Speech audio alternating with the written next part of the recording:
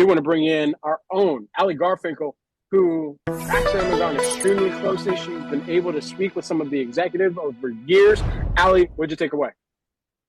It really was that shift from green to red. At first glance, we had this euphoria, and at second glance, there was trepidation. And it was interesting hearing that transition as it was happening. Because initially, as I was pounding the pavement, texting every analyst I knew, what they were saying was really optimistic.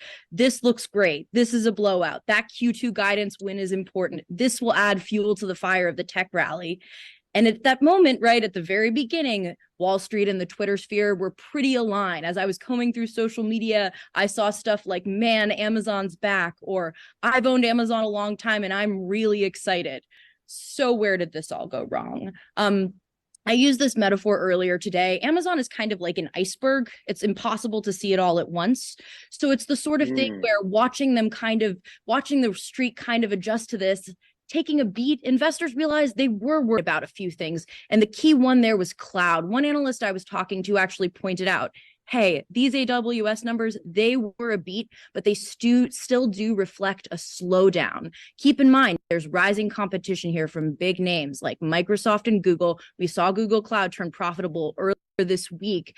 And Amazon Web Services has bolstered so much of Amazon's business for so long that trend is still concerning.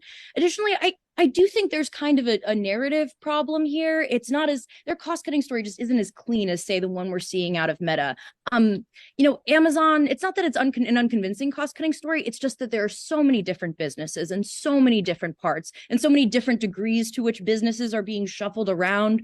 And I think for investors, there's a little bit of a sense that they're kind of stuck reading the tea leaves on cost cutting. I was in the media call that CFO Brian Olsavsky holds before every earnings call, and I actually asked him about this. And what he sort of said was that there are kind of two camps that they're thinking about cost cutting in: overall productivity and operations and business by business financial assessment. I don't know about you, but to me, that sounds like this is going to be a long haul. And yes, there is just cold water absolutely everywhere right now. But let's also remember that these numbers that came in were fundamentally a win and frankly, better than I was personally expecting.